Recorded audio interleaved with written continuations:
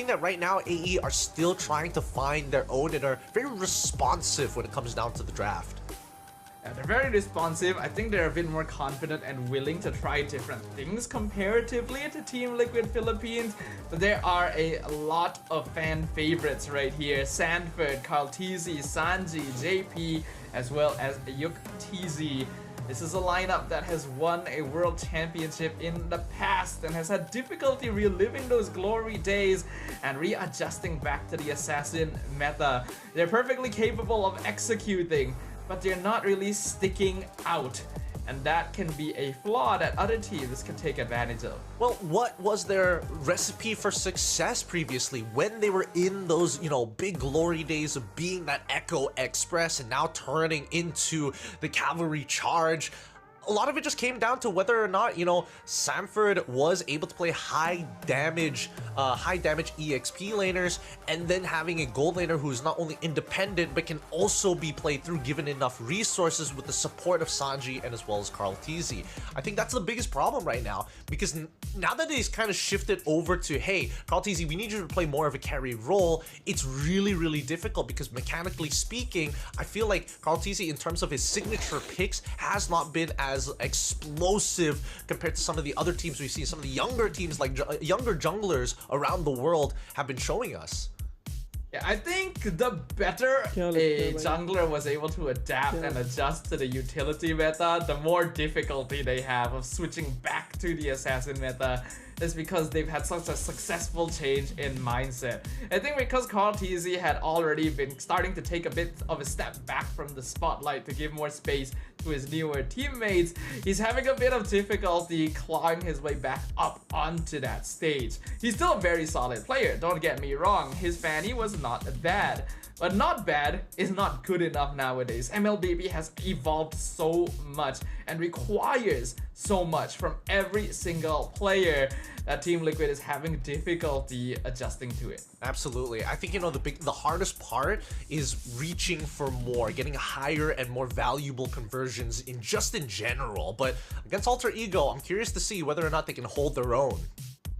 Yep, I'm very excited to see as well, because I still did end up predict for Team Liquid, and looks like you agree with me. I think they're still a little bit more consistent as a team overall, even if Alter Ego may have slightly higher flashes of brilliance. I mean, yes and no at the same time. I feel like we haven't seen the full extent of Alter Ego. Yes, they did wash out RSG, and then they really struggled against RRQ, but against a team like Liquid, who again, at this point of time, unless they've got like a really solid snowball play off of that tempo, it's a very steady pace of losing the game when you're up against a team like Liquid, giving more opportunities for Alter Ego to really start thinking about like, where are the cracks in the composition, where are the cracks in the gameplay that they can take full advantage. That is true, that is true. And we can't deny that there are times when it seems like a team should be weaker than another on paper, but just happen to fit perfectly into that rock, paper, scissors weakness and then just dominates regardless, right? So, gotta keep our eyes peeled. Let's talk about the gold laners themselves. I think Heis has really been showing himself here for Alter Ego recently, right? But his scores in the average GPM and kill participation per department are actually still a little bit lower than UTZ. I mean, if we're looking at average KDA, Heis has been doing like a much better job, right? It just goes to show that like generally Heis is a little bit more careful in a lot of these fights in comparison to UTZ, who's more inclined to actually make these bigger plays and actually participate in them, knowing the Team Liquid play style where everybody needs to get involved. And even their marksmen, I think, Benny QT has left a very long-lasting impression of marksmen need to be able to absorb a bit of pressure of their own to open up bigger plays for the rest of the team.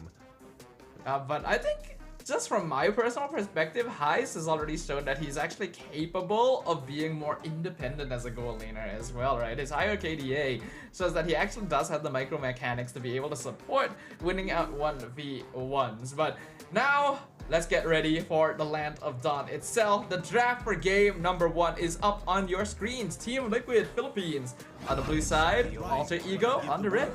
Okay, this is going to be... Ooh, alright. Very early Phoveus pick here for the side of Team Liquid PH on the blue side. First pick compared to Alter Ego on the red. Very fast draft as well. Looks very similar to what we saw in our previous best of 3 here. So it's going to be Suyo, Phoveus, and as well as the Khalid for TLPH, and Alter Ego going in with the Cho, the Harith, as well as the Alpha. They've got a couple of counter picks here and there, but a very strong gold laner for highs on Alter Ego. And very interestingly as well, the Joy just kind of being left open and ignored by both teams here. We're gonna see the Suyo Alpha matchup instead, and now we've got priority towards the late game carries. The Moskov being banned out since we haven't seen Yuktzi's pick just yet, and the Cecilion just in case, since they're not going to have the Joy to rely on to be able to dive into the back line. Since Phoveus and Khalid were both picked together as well, instantly we know this is going to be a Khalid roam. We already mentioned earlier, Khalid roam needs to be able to make things happen in the first couple of levels, or he just ends up losing in utility compared to other roamers. Well, this also begs the question, what exactly are they trying to hold back on for the side of Team Liquid PH, right? They want to have that Khalid to give a bit of to give a little bit of a leeway for the mid lane, so that the mid lane doesn't necessarily have to be, oh, I push waves, I join fights, I'm a utility artillery style of mid laner. So I want to see what exactly they're preparing for Sanji. They're getting rid of the Sicilian as well, which means that they probably want a matchup that's going to be a little bit more volatile there. I wonder if they'll decide to ban out Farsa as well, if they're just generally worried about artillery. Nope, looks like they get rid of the Vexana. So if Alter Ego wanted to, the Farsa combo with Cho is not bad, but they'll lean into the Valentina instead. As of right now, there aren't any notably powerful ultimates for the Valentina to steal outside of maybe Raging Sandstorm, but I think Alter Ego is already predicting that Liquid is setting up for these bigger ults, so they're just readying themselves for it. Yeah, I think this is a smart decision coming in from Alter Ego. You want a volatile matchup? Whatever ult you have, I will have as well. And the fact that we have the Cho, we can also contest for that priority once more. Now we're going to see the lock-in here. Ooh, the lock-in being the Farsa as well as the Claude. Interesting choices for the side of TLPH. It means that their front to back is not going to be as good because there's going to be a very big distance between the divers of Phoveus and as well as Khalid. So now having that marksman being able to BMI into those fights to join them in that back line makes me curious to see how Alter Ego is going to play the match, because once Alpha uses that spear early on into the team fight, he's kind of stuck wide out in the open unless you have a Matilda, which already got banned by TLPH. Yeah, Team Liquid as well definitely have some thoughts about how they want to approach this lineup.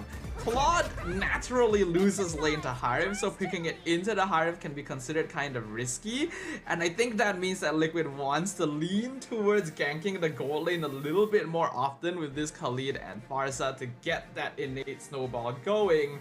With the CC now locked in for Alter Ego, they also have to deal with a potentially losing EXP lane. Well, I think looking at the way that things are in terms of the draft overall, I feel like Alter Ego, they've got a couple of outs here, and I'm curious to see how Dreams is going to be playing this Cho, right? Because depending on where he moves across the map is going to predetermine where the early game is going to lead to. For TLPH, I think they have a more open solution to the lane matchups. Like, yes, both side lanes are currently losing as of right now, but when we really think about it, right, when you have that Khalid and their faster rotations, you could open up a couple of angles against Alter Ego in the sides, right? Blowing early battle spells, making sure that if CC dies at least once, the Phoveus is going to have a much easier time. And not to mention, their team fighting is very counter-engage heavy. That is true, but it does mean that we're gonna need to see a bit more mid lane priority there to unlock the Farsa, because a little bit of assistance, both of these heroes can actually roam pretty quickly overall and dominate the side lanes like you mentioned. But without further ado, ladies and gentlemen, the Land of Dawn greets us once more. Team Liquid PH is on the blue side up against Alter Ego on the red. Oh, look at that. Look at that. Instant trades from the mid lane as well. In terms of emblems, nothing too out of the ordinary here. We do see Master Assassin coming in from Yuktz in comparison to Highs, taking the tenacity. Interesting options here, right? It does mean that at least for Yuktz, that even if he does try to go in the 1v1 against Highs, he's going to have just enough damage if he keeps on trading upwards within the laning phase. Yeah, I'm actually kind of surprised to see these Claude and Harith emblems because I would have 100% expected it to be the other way around, right? For the Harith to just 100% zone in on trying to dominate Claude in lane, and for the Claude to try and survive a bit longer. And we see even the rotation from Gebe being disrupted, Spear of Alpha forced predominantly, and JP is doing exactly what we want from a Khalid at level 2. Yeah, again, he's just man-to-man defense. He just needs to know where Gebe is going to be at all times of the map. I think that even for Sanji, he understands. Early on, he wanted to force out that regenerate coming in from Randall. Randall just needs to make sure that he stays healthy for as long as possible. Sanji hasn't needed to recall just yet. And with that control, getting an early rotation from Samford as well to eventually head down to the bottom side. They will hit 4 on time. Yep, things are going pretty good so far for now, but I'm definitely eager to look at that first turtle timing, considering everything that both these teams are gonna be pretty powerful fighting at level 4. Unfortunate direction of where he's throwing out the fans, but now this should be a free turtle for the side of Team Liquid PH here. Again, tempo so important for this composition. If Team Liquid PH fall behind, Alter Ego will be able to set up early on, making it really difficult for TLPH to actually get into the middle of these fights. So far, mid trio been working out very nicely for the side of Team Liquid PH, and even the side lanes, the fact that they're able to unlock themselves early on thanks to the Sansan duo, this is making these turtle fights a lot easier to manage. We can already see the synergy coming in here from Team Liquid Philippines. This has always been one of their core tacits as a squad entirely.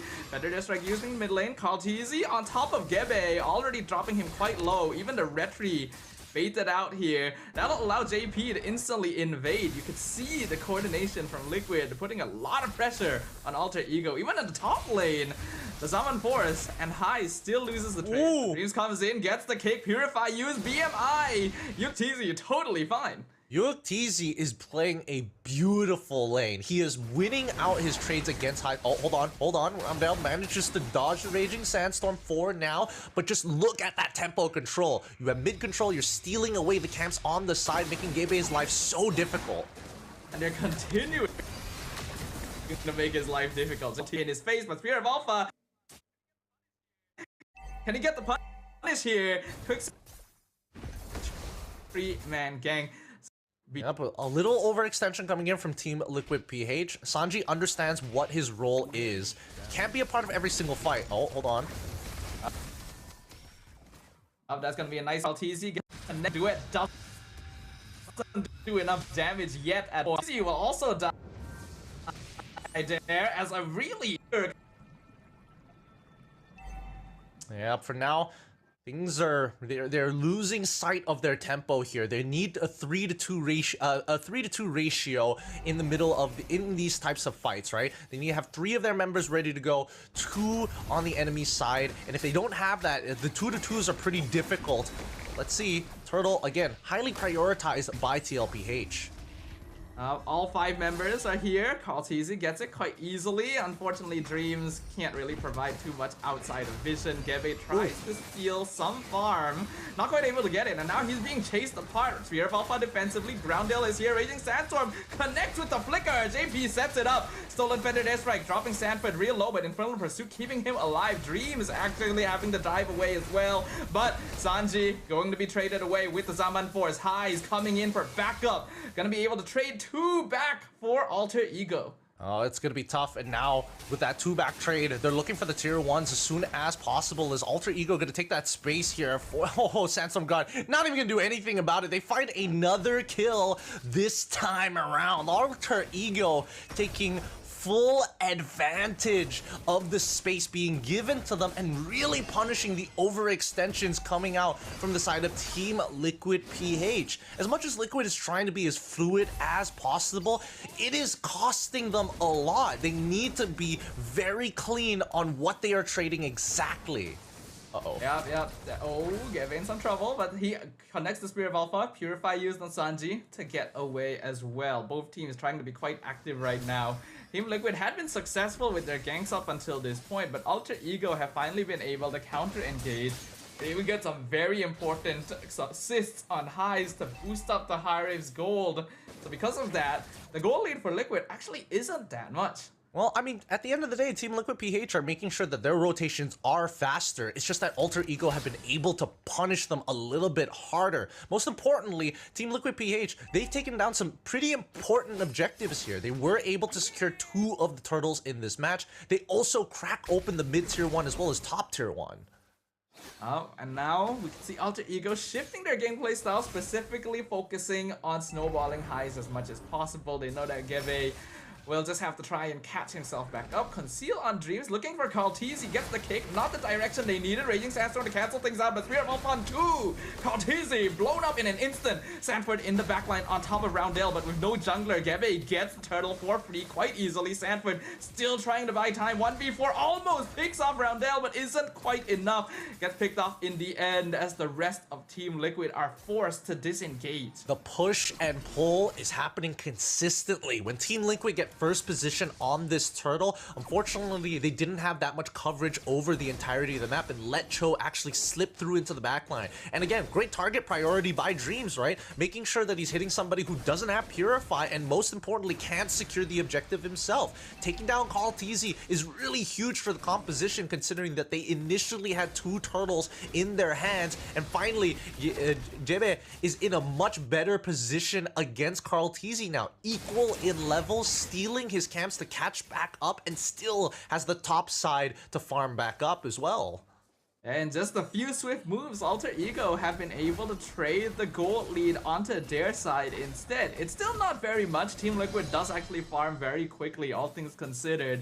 But this is a good timing for Alter Ego to play around. Their composition is quite strong in the mid game. They try. Oh, TL trying to engage on Nino, but Spirit of Alpha comes in, knocks up 2.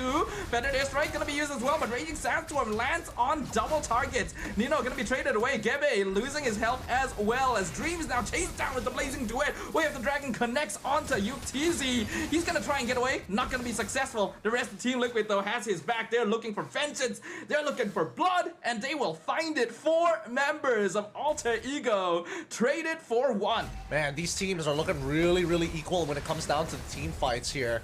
It's really coming down to like these 50-50s. Who can hit more spells? Who can get more value out of the ults right now? The Feathered Airstrike, a very large component of it. And I mean, Roundel had the right idea initially, right? Start targeting the members down. You're looking specifically for the low targets like Kaltiz, but he gets himself out of that fight. So at that point, who else do you need to start beaming down? And they were able to actually punish Yuktizi with the help of Dreams once again. But I think that Alter Ego also need to consider, hey, the main win condition is going to come through highs. If highs doesn't have that Zaman Force available and you can't fight around it, you need to calm down and pull back. Yeah, I think Alter Ego definitely got a little bit too antsy there. They thought they could catch Team Liquid off when they started disengaging from the dive, but Team Liquid still had a lot of their resources, and Alter Ego were actually putting themselves out of position, so they cannot really afford to repeat that mistake since the gold lead they had tried so hard to reverse instantly goes straight back to their opponents. Now TLPH setting up for the next Lord. Been a consistent back and forth between the 2 squads. Despite Team Liquid having more goal. Oh, hold on. Ooh, Dreams with the concealed Kaltiz, but finds the kick on Khalid instead. They're gonna pop the Feathered Airstrike. Doesn't really find anyone, but now Sanford left all by his lonesome, trying to buy space and sacrifices his life for it. Man, really good stuff coming in from Dreams, right? Again, I would have liked the kick to actually go on to Sanji's side, but I think he got way more value out of it. The Purify coming out from Sanji for free, so it's like it happened anyways. Oh, wait, no. Ooh, Team Liquid playing on the edge right now, but they're taking so much damage. Purify Force, BMI as well. UTZ almost exploded in an instant from that Spear of Alpha. Lord dropping low, Gebe gets it. Raging Sands entirely, and another Way of the Dragon onto Kaltizi. He's not able to finish off the backline, and Roundel is buying so much time and space. He will lose his life for it with the Blazing Duet, but his job is done. 1 for 3 highs. It's on trouble. Commits the Zaman Force. Dives the tower. Not just the Infernal Pursuit, but will he be able to keep it up? This is a 1v2. Sanford jumps back in. Able to finish him off and actually trades, but it's still favored to Alter Ego. Dang. Sanford, he tried to save some lives there, but unfortunately all he could get was the trade with 4 down as well as the Lord on their side. Alter Ego take a well-rounded fight. Honestly, big props to Roundel there. His target priority has been exceptional in these fights. Ooh, Dreams caught out as well. Team Liquid literally chased him across the entire mid lane. Nino has to be a bit cautious here. So Liquid fights back a little bit. They're able to clear up the Lord down bot side, but they are still losing most of their towers for it. Only inhibitors left standing for Team Liquid Philippines. Yep, but this back and forth between the two teams, right? It's very brawly right now, right? It's a coin toss every single 5v5 we've seen in this game. And the lead initially going for TLPH, then falls into Alter Ego, and then it reverses, and then it reverses again. We need to see some concrete leads coming up from these sides if they're looking for an endgame scenario. But it does go to show that these teams are about as evenly matched as we initially suspected. Alter Ego likes to play for that aggression, but Team Liquid has the superior synergy and experience here. And still, we are seeing a lot of trades happening. Highs finally hitting that Holy Crystal timing. Very strong power spike now for Alter Ego. We are 12 minutes in. Lord still 60 seconds away. No real reason to fight just yet. Alter Ego poised to contest the purple. Geve dropping low. Docks up 2 with Spear of Alpha. Winter Crown comes out. Sanford gets picked off and Dreams with the knockup. Flickers away. Zaman Force uses well. Blazing Duet defensively. Team Liquid able to get out with 4. They need to respect their positionings at this point. I think that Nino with that curtain call has been getting way too much value in these fights, and I think that's been the big deterrent here because Team Liquid, hold on. Ice jumps back in with the Zaman Force. UTZ way too greedy there, not even able to jump back to the BMI. Purify will not save him from that one. I'm sorry, what was the plan there? You already know that 2 of your members are down. For majority of Alter Ego is going to be on the side of the map where they know that has some form of gold. Happens to be on the bottom side because they were initially contesting for the purple buff earlier. So what was the plan there? There was no retribution from Kaltizi even, so like, I don't think this was a necessary fight. I think that Team Liquid PH now biting a little more than they could potentially chew here, hoping that Alter Ego drops the ball. And we're reaching the point where you really just cannot afford to lose your gold laners, and UTZ just jump forward for no real reason without his team backing him up. Got a bit antsy there. Dreams once again looking for a target, not able to find JP, actually dragged out, loses immortality straight away. Zaman Force comes in, Raging Sandstorm lands on 2, but JP is being melted away as Roundel being 1v1 by Sanford, who comes out on top, flickers away. It's now a 4v4. Dreams has to recall. They will let the Lord reset as neither team is ready to fight anymore. Yeah, they don't want to do this. They definitely don't want to do this. I think for Alter Ego, the onus is on them because it is JP trading up. Oh my god. Spear of Alpha connects on Carl. He's able to iframe his way out, but Sanford may lose his life for it. He's still buying a lot of time. Vengeance used on Nino to avoid UTZ. Sanford finally picked off. Blazing Duet comes in, but Purify used. UTZ cannot continue. Ooh. And High is being targeted by Sanji, but he survives on a tiny sliver of HP. And Sanji is punished for it. Team Liquid trying everything they can, but nothing is working. Oh man, Team Liquid PH just keeping it messy, right? And Alter Ego are starting to get caught up, getting lost in the sauce, but now that they've got that concrete lead that we were talking about, it's a lot simpler for them to make these decisions. They blitz down the Lord and are looking for at least 2 inhibitors off of it to get some mega value. At this point, I do feel, wait, does Does Roundel, whose ult does Roundel have right now? Roundel doesn't have anybody's ult. Ideally, he would like to either take the Raging Sandstorm or at the bare minimum have that Feathered Airstrike. They need to start sieging down Team Liquid PH because in terms of their high ground defense, all they've got is Sanji. Everybody else is going to struggle a little with these Lord Empowered minions. Yeah, YuTZ is still able to contribute somewhat, but I agree with you. The rest of Team Liquid is not actually that good at holding the base defense. Alter Ego, I feel like, is pushing mid a bit too quickly compared to the other ways, but I think they actually do want to stagger them just a little bit so that they can get every inhibitor. Mid should fall very easily to the Lord. They're connecting. Dreams gets a knockup, not the kick though, so he's gonna have to dash away. He'll probably die for this, and he will. KalTZ picks him off. Summon Force use. Heist actually commits to it. The rest of his team is running away. There was no reason for that. The Harif dies, and the push just stops right there. And oh, yeah, you don't want to be here. You really should not be here. He's getting knocked back. He's getting locked down. Alter Ego losing bodies where they really shouldn't be. This is unreal. This is unreal.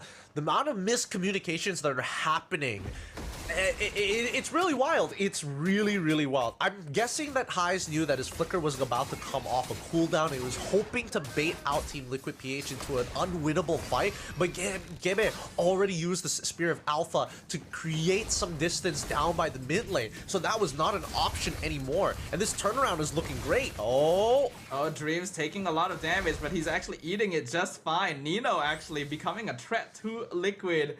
As they've taken too much poke, they're not actually able to finish off the mid inhibitor at all. So they'll back off and play it safe. Nino's been playing a very strong game right now. He's been creating angles for Alter Ego. He's been able to lock down the correct targets and getting maximum value with the curtain call. At this point, it's just about whether or not they're overheating or they're just not communicating the right ideas to each other. At this point, Alter Ego just need to calm down for a second, rethink the plan, and wait for Team Liquid to try to make the play. We have the Dragon onto KalTZ right into 3 members of Alter Ego, and he is gone. Raging Sandstorm will not save him. Feathered Airstrike to continue zoning, and in the backline, Nino with vengeance, making it so Liquid cannot retreat safely. Stolen, the Feathered Airstrike comes out once again, this time from Sanji. Going to try and zone Alter Ego. They only have 1 minion, so it's unlikely they can push and end this right now, and yep, they will agree. They'll go back and set up for the Lord.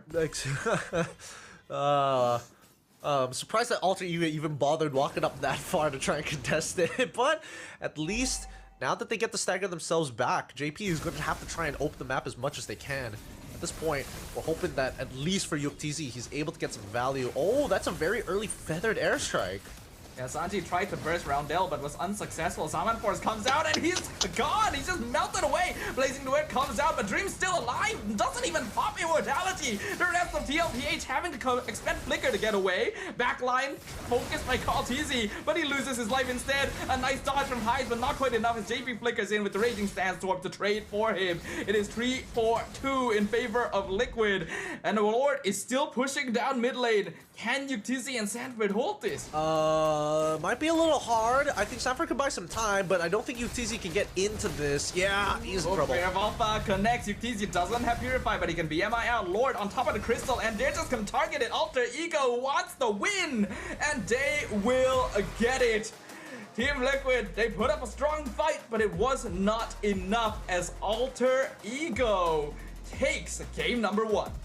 This was a really wild game. Both sides just egoing on each other, really trying to maximize it. But I think that Alter Ego had a better feel for the ult timings overall. Again, the rotation of spells is so important. I feel like TLPH are willing to throw resources at the wall to see what sticks, while AE are just getting a little more value every single time. I gotta get up for Dreams though. His target priority has been phenomenal and really game changing towards the mid game, which got them that initial concrete lead that we were looking for. And from that point onwards, it was dependent on the performance of Roundel and Highs, because Nino was doing God's work already, so Roundel and Highs needed to just stay alive and make plays individually.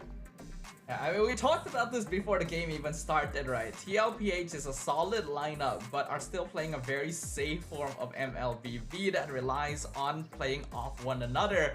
While Alter Ego is a little bit more willing to operate independently with aggression.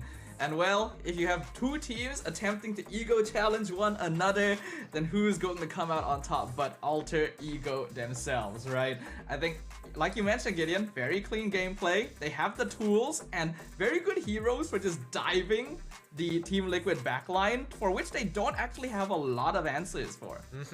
I think that TLPH, they still have a couple of similar ideologies to what they had last year, which is even if we fight, blow as many resources as possible, especially if it's the earlier stages of the game, because when we spawn back with the death timers are pretty short, we have a window of opportunity to hurt our opponents. But the game just doesn't work like that right now. I think their game sense is just a little off with the way that they've been taking a majority of these team fights. I'll give it to them. They definitely got fingers. They've got mechanics for sure. Like Sanford and Kaltisi have found some great opportunities. However, being able to, dance around the Lord isn't as easy anymore. And I think they need to understand that at least when it comes down to like the sustainability of certain heroes like Gebe, he can sit under that Lord for quite some time as the alpha, while Dreams and Highs are looking for plays to be made. And in the end, the MVP doesn't even go for any of them. It goes to Nino here on the CC because of the amount of control and damage he was outputting through that curtain call. TLPH has a lineup that really relies on Sanford and JP jumping forward to create space for the rest, and when they're locked down together with those yo-yos, it becomes very difficult for them to actually create that space in the first place. I think because of Nino's excellent positioning and presence throughout most of these team fights, TLPH were forced to get kind of desperate and creative. We even saw Sanji trying to fly into the backline just to trade himself for highs and not really succeeding. Yeah, I think well deserved for Nito, to be honest. It's hard to get a lot of value from CC, but his curtain calls have been very big game changers in this match, right? He made sure that he's able to not only kite around, but he minimizes the damage he takes. He doesn't want to be fully committed, but with the curtain call, locking down at least one core and literally anybody else. Ideally, you get two cores, a core or a jungler. Those are the most optimal targets for the curtain call. But as long as you get that initial slow, it makes the retreat extremely difficult, but it also makes Dream's job a lot easier to isolate his targets. Yeah, because they're already kind of running in a panic to make sure that they're able to survive in the first place. Oh, there you go. Definitely we're still messy at some points though. There's a reason the game ended up being kind of a back and forth in the initial stages. There were fights like this where Alter Ego got a little bit overexcited and engaged without the full team being together.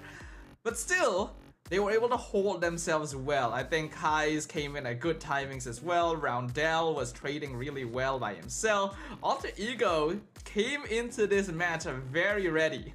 Yes, they came into this match extremely ready, and I think it's something that TLPH is going to have to answer in this upcoming game if they want to make this a full series, because right now, I think that Alter Ego just feel a lot more comfortable with this type of draft. If you want to brawl, by all means, let's brawl. They're down a clown if necessary, and I think unfortunately, this just isn't the meta for Sanji to try and hard carry the team. His value is there. He is saving members, but he's just unable to find those kills. He needs to be able to find value. Yeah, I think nowadays mid laners are still among the highest DPS overall, but they're not really the same kind of finishers they used to be in older metas. Now you really want to set up for your jungle, you want to set up for your gold lane, and we saw a lot of that from Alter Ego. Again, I really like the way that Roundel was approaching these team fights as a bit of a DPS support. His positioning so clean, able to survive most of the time alongside Highs, and that slowly built up Alter Ego's snowball until the degree that Team Liquid could no longer handle it. Hey man, they were cutting the team in half, and that's exactly what they wanted to do. They want to accentuate some of the weaknesses in TLPH's comp, which is, hey, if people are diving into the backline, there's going to be a huge gap between the front line as well as the backline, and that's why they wanted Sanji on an artillery mage in the first place. But let's look at the heat map for Gebe this time round. It was an 18-minute and 45-second match, but his priority was towards the bottom side of the map. And despite dying that first initial time and the majority of the game, well, well, I wouldn't say the majority, it was pretty long, but the majority of the early game, he was actually behind an EXP once they were able to find the turnaround towards the top side of the map, and then eventually bleeding down into the enemy jungle, which should be happening right here. He eventually was able to actually get a full clear on the bottom side while clearing his entire top side to catch back up in EXP, taking away Karl'Tzi's initial level lead. I think we have to remember that, like, at level 2, we actually praised the Khalid gameplay from Team Liquid for being active and being kind of bullying towards Gebe so that he wasn't able to rotate and farm as comfortably as he would like to. But I think Alpha in the current meta is actually starting to settle into an interesting position where, because tank junglers aren't really around anymore, he's about as close to utility jungle as you can get. Being able to stand in front, sustain, control lords well, and having a very spammable setup in that sphere of Alpha. And Gebe understood this. He knows he's not gonna really be the finisher. He wants to be the follow-up, and Alter Ego played around him very well too. I think that Alter Ego, they allowed for him to actually catch back up, and they found opportunities to actually give him the lead back into this game. I think the mistake coming out for TLPH is once you've already tracked down where Gebe is across the map, you don't need to man-to-man defense him. They gave up a lot of that mid pressure, and that's where Alter Ego took full advantage, because Sanji can only do so much as Pharsa. If you're talking about a one-to-one trade, yes, Pharsa is going to outrange and out-damage the Valentina overall, but in terms of raw pushing power, if it's a 2v1, unfortunately Pharsa isn't exactly the greatest clearer in the world, especially if her first item is going to be the glowing wand. Yeah, that's why you do see the Pharsa being paired up with more setup-based roamers like Cho to be able to help clear that mid lane and set up easily for feathered airstrikes. I think early on, again, Team Liquid were actually playing very well. Their rotations were clean. You can really see the synergy between the way that they balance and juggle aggro by invading the enemy jungle. But because there was a lot of pressure being put on Gebe specifically, we kind of saw the side lanes being neglected a little bit. Both CC and Harif got a lot of lane priority and a lot of safe space to farm, which eventually contributed to even bigger snowballs when they were able to join fights earlier and get a lot of kills and assists. Yeah, and I think, you know, at least for Alter Ego, they're still, again, very flexible with the movements that they see on the map, and they played a lot better in responses to Liquid's more fluid style. I mean, in the early game, we did see initially that the mid lane wanted to rotate towards EXP side, and then they noticed that Dreams was actually getting information on where Karl'Tzi was on his purple, and they instantly had to shift back, turn away to actually protect the buff alongside with Karl'Tzi so he doesn't get too disrupted overall. It's motions like that that tell me that Team Liquid, as of right now, are willing to sacrifice the side lanes to find the initial leads for Karl'Tzi and then convert it later down the line. And I think that Alter Ego took full advantage of the fact that JP is following those orders. Yeah, I think there's nothing wrong with trying to hard focus on your jungler in order to create more space and snowball, because neutral objectives do give you a lot of farm and EXP, but you gotta be able to adapt on the fly. And I feel like Team Liquid are still sticking to a one-trick sort of mold in how they approach the game that other teams are really starting to figure out. There's a lack of willingness to really take a risk or go outside a certain playstyle that is kind of punishing them. Well, I don't think that it's wrong. I think that right now they just need to have better reads on their opponents, right? Because once you see Alter Ego adjust to that initial playstyle, you should always either figure out a way to find tempo for yourself, and knowing that your composition is struggling in the side lanes, we're going to have to see what the adjustments are in the draft to kind of alleviate that pressure, so that Team Liquid are able to kind of play in their truly liquid form, their fluid form of being able to find multiple win conditions on all sides of the map. I agree with you. I want to see that. I used to love watching that from Team Liquid and when they were Echo as well. So hopefully they're able to find that growth and evolution, because they really, really need it right now. Once again, to remind everyone watching, this is an elimination match. Alter Ego are one win away from moving on to the LCQ and sending Team Liquid home. A fate that I'm sure they don't want to have to encounter. So let's see what changes in the draft for game number 2.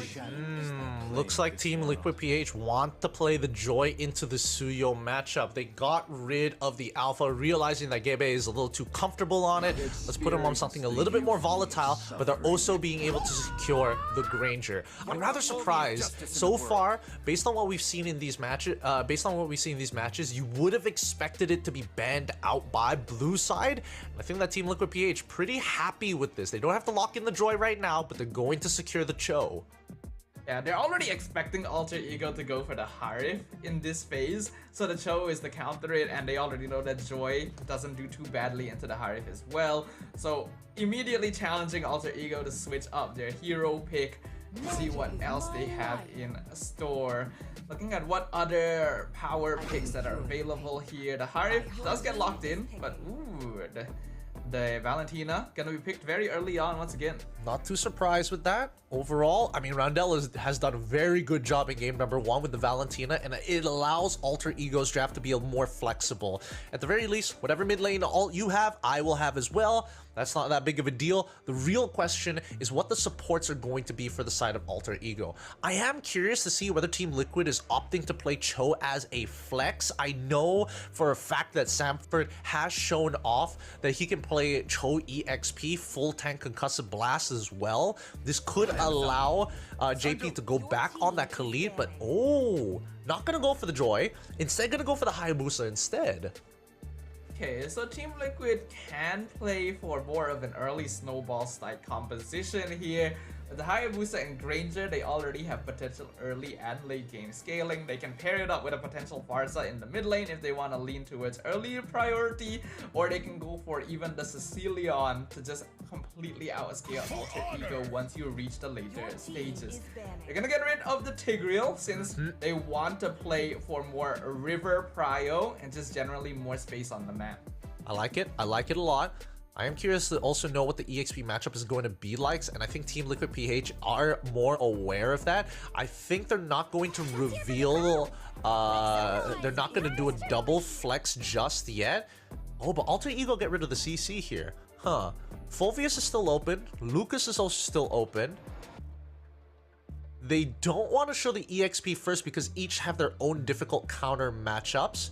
Mid has already been shown by Alter Ego, so the Team Liquid is more confident in saying, hey, no matter what you pick, we have the direct counter. If you go for Lucas, we have Fulvius. If you go for Fulvius, we have Glue.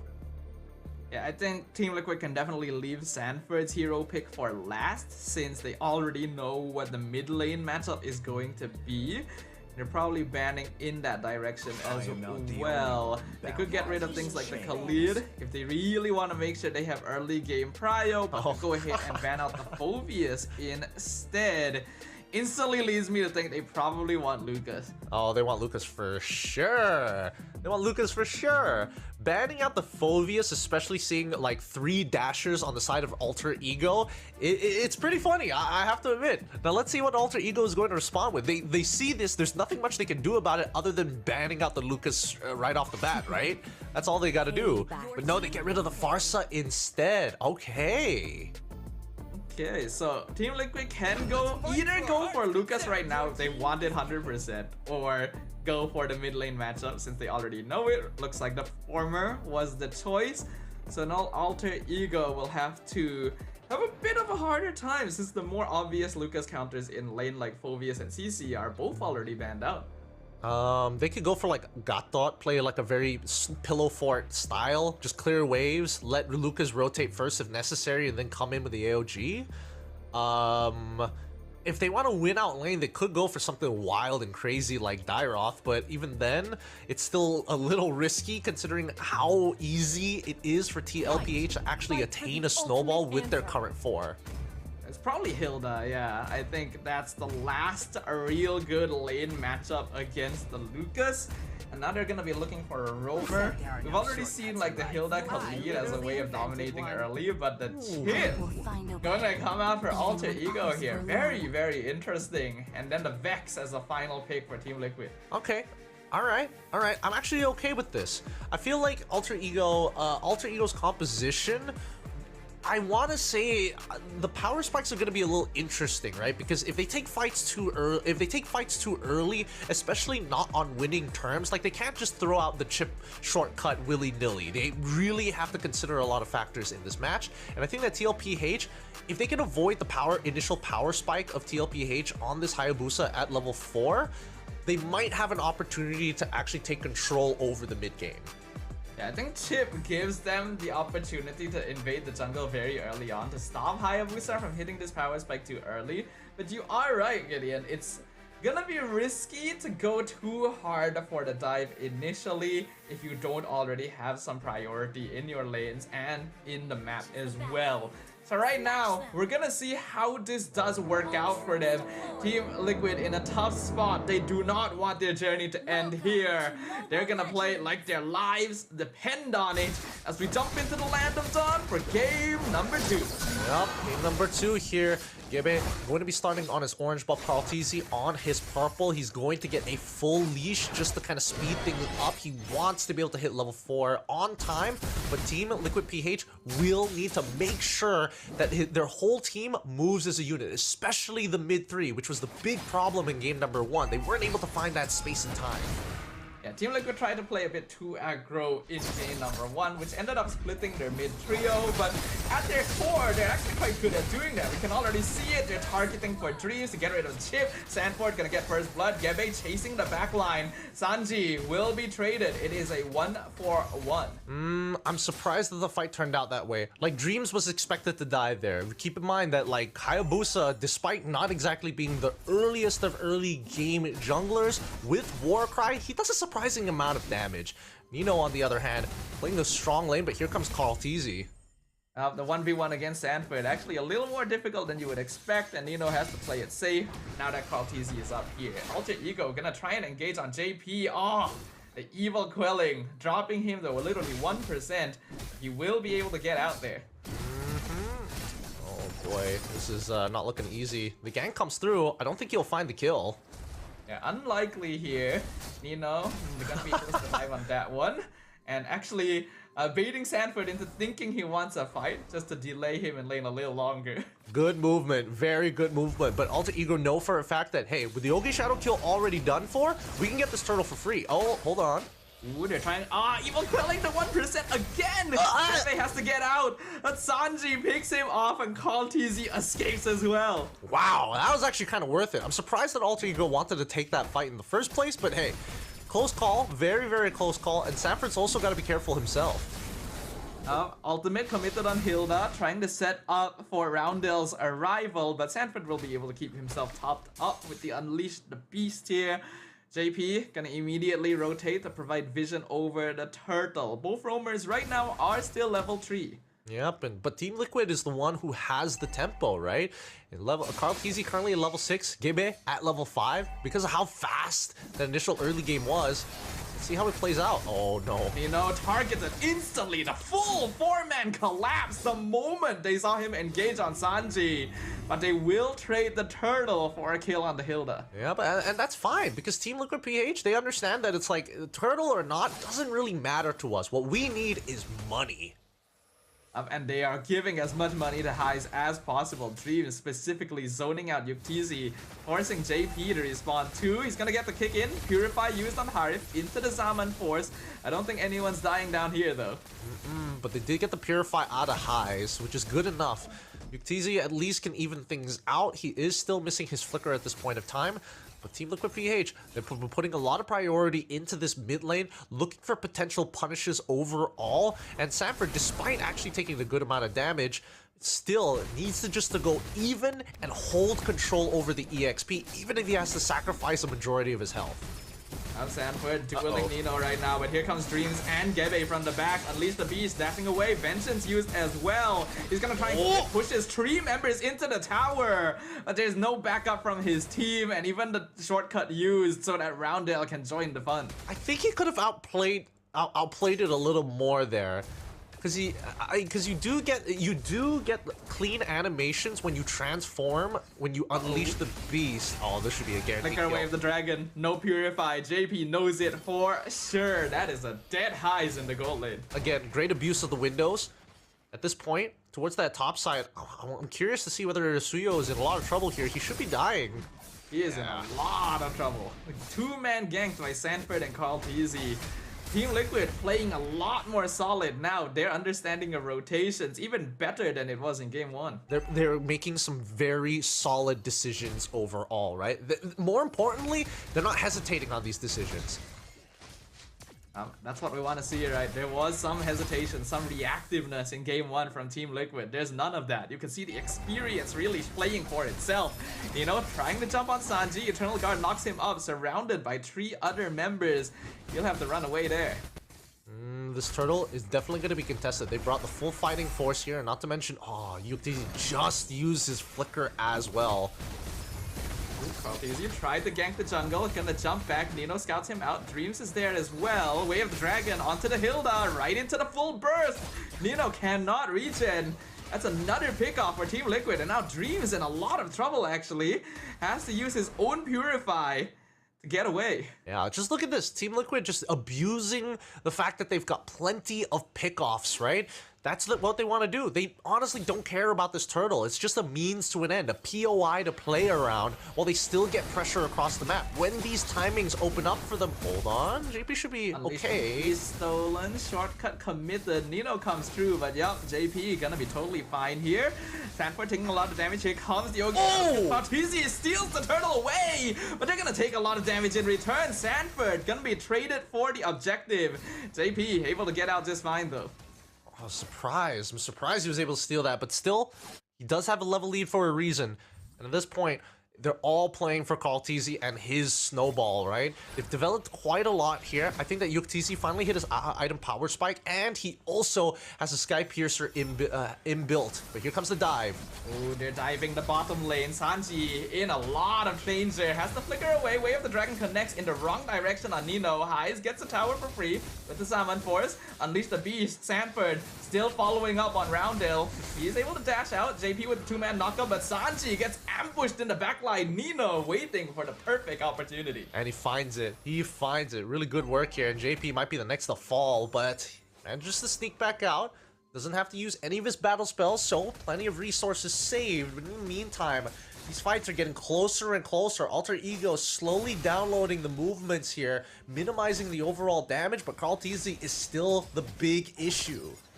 Yeah, this Hayabusa is 1-0-4 right now on the Hayabusa. Team Liquid definitely still playing around him. It looks like he's not going for a Sky Piercer build. Immediately trying to go for the BOD as a second item, in fact, knowing that his team is ahead right now. As they start to transverse through, looking at the first items. Oh wait, Conceal coming on through from JP, doesn't find anything. So it looks like Sanford likes to go for Thunderbelt first item instead of War Axe here. It is a tankier version of Lucas here, and I personally don't mind it at all. It still leans into the Brave Smite and the Vengeance. We see the chip in trouble, shortcut drop down. The rest of the team actually not gonna take it, just used as a disengage tool for Dreams. I'm surprised that Yuktisi wasn't able to clean that up. The Sky Piercer, just a couple more autos would have been enough to actually trigger it, but still gotta manage the resources. Even so, they still get value from it. They got Dreams' ult shortcut. They also got rid of his Purify as well, so they can just set up for the upcoming fight once the Eternal Guard comes off a cooldown. Yeah, it's lucky for Dreams that Yuktisi only has 1 kill right now, so he probably doesn't have that many Sky Piercer stacks. A little bit more and he definitely would have gotten executed, but I think we are seeing the issue that Chip as a hero has been facing in the meta nowadays. He's really not as tanky as he used to be, and teams are better prepared to deal with the shortcut being set up, so it's actually risky to take it. It's not quite like the old days where every time a shortcut came out, someone was dead for sure, and Team Liquid, they definitely have the experience of handling that. For sure, but I do think that they are underutilizing the Y walk, right? There's a lot of moments in this game where they could look for off-tempo timings to get into the backline, and I think that's the main issue here, is that Team Liquid PH, they've maintained tempo for so long, and they always have people sitting around some of the more crucial areas of the map, especially on top of those Y walk portals, shortcuts on the side. As you can see, JP, he's just covering this side to allow Yuktzi a free rotate. Yeah, and I think Dreams is aware of that. That's probably why he's not really able to maximize the use of it. If he gets caught out, then... Oh, shortcut actually used on Carl. Easy in the bot lane. Zaman first committed. Look at Carl! He's playing the route so well, but will finally be caught out. His team a bit too slow to save him. Sanford gonna connect with Nino in the tri-brush. Gebe still waiting, seeing if he can catch someone squishy in the back, but... Looks like Team Liquid will not overcommit here. Yep, alter ego. This is what I'm talking about. They finally got the read correct. They knew they wanted to be on top side. They knew that they wanted to delay it because they did it in the previous turtle, and Carl TZ showed up in the long lane just as expected. He actually survived a very long time, but there was just too many people there to handle. Dreams will find JP in the brush. Alter ego actually having priority over the Lord Pit, but Team Liquid still very close behind, and Carl TZ has just respawned too, so there still needs to be some finesse here. Yep. But in the meantime, at least he still gets his purple buff. That's the most important thing, coming in for the purple buff assassin. Even so, I think after that... Ooh, Flicker Wave the Dragon onto Nino, but I think he was trying to bait that, though he still ends up eating it. Shortcut comes out, here comes Gebe. JP dropped very low with the Zaman Fort. Yuktzi flickers away, the Shockwave connects, picks off Sanji, killing spree for the Suyo. But JP and Yuktzi are both so low, they're able to walk away. Now Carl TZ and Sanford double teaming Gebe, but this Suyo does a lot of damage actually. And Sanford having to run away. Somehow, despite everything, only one death on Sanji and Nino. Yeah, right now Sanford doesn't have a lot of damage. Keep in mind that yes, when you transform, that's when you're expected to have that damage, but he didn't go for War Axe, right? He did go for the Thunder Belt. So the initial burst will look good, but after that, it's gonna take some time. Oh, Conceal being called. For the side of TLPH, are they looking for Gebe at this point? I mean, JP's gonna try for it and sees highs. This might be a mistake. For JP, too far out, punished for it. And Highs starting to hit that damage spike. Carl TZ jumping forward, mistake! Right into the Blade Surge! Beautifully timed by Gebe. That's a killing spree now for Alter Ego. And the mistakes have been made. Alter Ego will secure this Lord, and this is going to be a huge swing for them. TLPH maintained tempo for so long, and Alter Ego finally find the stopper to it. And all of that was the impetus that Highs was looking for to finally get that Holy Crystal. Carl TZ, he'd been playing so clean up until now, but wanted to commit to the Ogi Shadow kill so badly.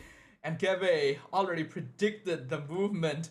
Alter Ego, they've been looking for this chance the whole time. Lord will be able to take the bot tier too. It's just how much more damage they can do with it. Ooh, Malefic Roar as well. I'm curious to see where Gebe is on his item progression. Has he already made it over to his 5th item 12 minutes into this game? I would doubt it. I think he probably got it as his 3rd item instead of the Blade of Despair, just to make sure that JP and Sanford can't just get away with jumping into their back line. Yeah, definitely. Gebe and Highs both have a lot of burst damage now. Nino still providing vision. Top tier 2 targeted. Even the Hilda ult just to force Carl TZ back home. This tower belongs to Alter Ego. And now only inhibitors are going to be left standing for Team Liquid soon. At this point, they're just going to utilize that pressure, take all the out-of-tier turrets here. Dream is thinking about it. He's just like, are we going to fight in between the turrets? He's thinking about it. Commits to the Ogi Shadow kill. A good amount of poke damage, but not quite enough. 4-man knockup on the Eternal Guard. Liquid are still able to walk back to the base. Ah, sad. Dreams was not in position to capitalize on it just yet. But even so, Highs had already used the Zaman Force at that point, so it's better not to risk it, especially if your main carries aren't ready to fight.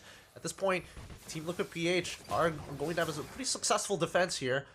They do lose all their outer turrets. They still have their inhibitors, so no pressure just yet. Plus, it's only the first Lord. Yeah, but the timing is actually becoming kind of rough for Team Liquid.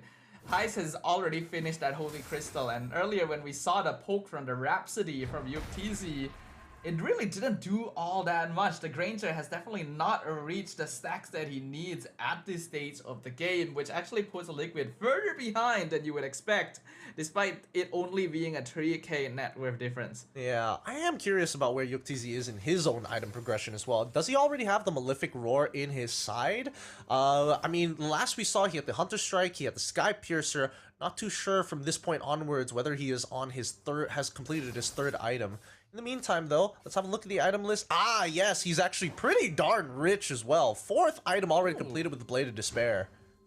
It does that little damage even with all of that. Looks like Chip actually a little tankier. Oh! What a dodge from Gebe!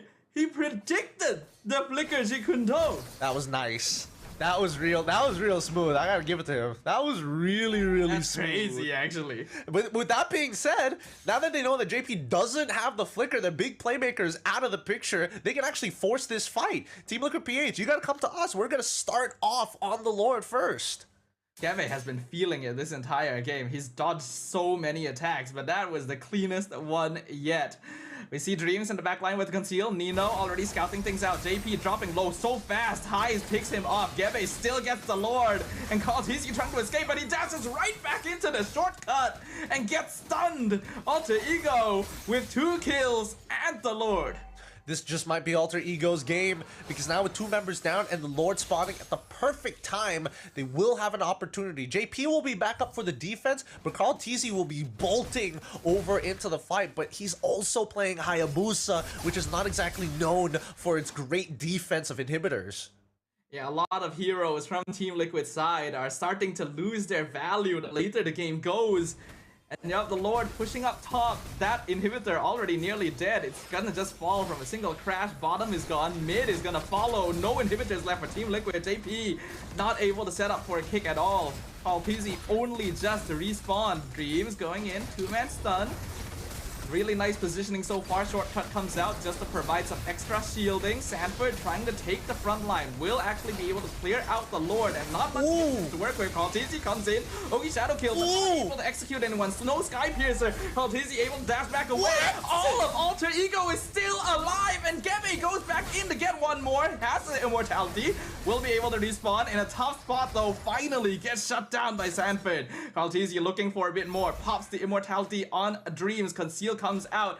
Team Liquid knows they cannot afford to commit any further. How did they still trade 2 for 1? There were so many, like, Highs was so out of position at that point of time. The Winter Crown, they could have waited for the Winter Crown, but they still had to worry about the minions pushing in. Team Liquid PH, they lose everything, and they still traded 2 for 1 surprisingly in this fight.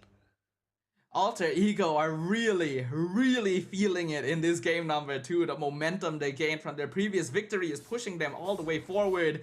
But they definitely did make mistakes like you pointed out in that base. That could have been a lot cleaner. And actually gives Liquid a little bit of opportunity to start pushing out onto the map again. They need to regain some map control.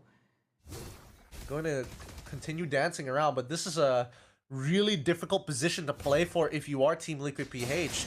Their high ground defense isn't exactly the best. They've got Vexana. Yuktz is okay when it comes down to the wave clear, but when it comes down to Lord empowered minions, that's where it's really going to be a bit of a struggle, right? And even so, he is one of those marksmen that are skill based and will have to manage his resources accordingly. Even so, Alter Ego, with this much control around the map, it's got to be nerve-wracking to move around it. Because you never really know where Dreams is going to be either. You have to move so closely together to make sure that you're not ganked as a single person by that shortcut. But it also gives Alter Ego so much information about where your team rotations are going to be. We are approaching the 18-minute mark now. The next Lord has respawned. Alter Ego, all things considered, doesn't actually have that much of a gold lead, but they definitely have way more control on the map. Yes, they do. Once again, they're going to threaten the Lord once more, and Team Liquid PH have to respond, because what choice do you have? Dreams, he's just waiting for them to respawn. Nino and Gebe are gonna take the front line, try to bait something. JP finally lands the way of the dragon onto him. Gebe gonna be punished. Dreams comes in, maybe a bit too late as Cortesi has picked off Roundel. Shortcut comes out, but they're already 2-man down. Alter Ego cannot look for too much more. They get knocked back.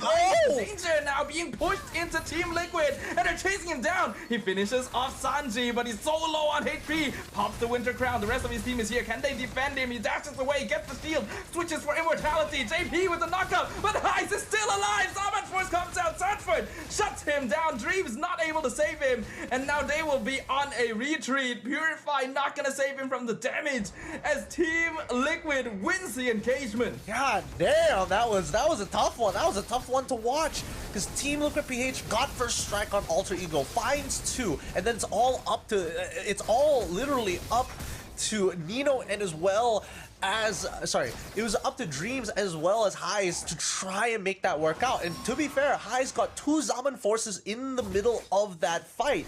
Luckily, Yuktisi was able to outplay it, and honestly, it was very thin margins here. Highs had already done the item swaps as well and was very close to actually outplaying the scenario. Unfortunately, Samford, he's just got a point and click stun, so it's tough to play around. Yeah, I think Alter Ego got a bit too overconfident with Gebe there as well. He was standing in front, trying to bait JP to jump on him so that he could iframe him again, but this time it didn't work out. So Alter Ego were missing a huge source of burst and their main objective taker in that engagement. Team Liquid now have the Lord. Alter Ego, they still have quite a few towers to play with, but this is not a situation they expected to find themselves in. No, they did not. And now they've lost their entire lead here. Not that it matters at this point, the gold lead. It's just a number. They're gonna have to defend, but so far the team fighting has been really, really tight. And Yuktisi has actually reached that power spike. 3-4-man! Jikundo finds Gebe! JP, he has a bone to pick with you! And the rest of Team Liquid are right behind him. Gebe and Roundel are already gone. Highs the half HP. Dreams drops the shortcut, tries to live off of it, uses the immortality, but he is getting picked off as well. Highs takes the shortcut into the backline, aims down Sanji, actually finishes him off. Highs with the Summon Force taking control of the fight. 3 people down, double kill, triple for Highs, and they are going to chase down Yuktisi. JP on the opposite side of the map. Nino actually not dying to that. Looks like Yuktisi doesn't have Sky Pierce's stacks, but Highs keeping Alter Ego in the game. Oh boy, this game drags on even further. Did they forget about the portal? I felt like they did. And they did. They actually did. He literally snuck into the backline because of that. Takes out one of the important members, Sanji here. Again, some great engagements coming out from TLPH. However, the follow-ups in these fights, they feel like once they get that first strike, that they get the impact that it will scare off their opponents to not retaliate. But that's just not the case with Alter Ego. If you're going to ego challenge them, they're more than happy to ego challenge back, and they are proving that they can do it. Ego is in their name for a reason, Gebe. You can really see the personal vendetta against JP now. This is an insane game. It is so back and forth.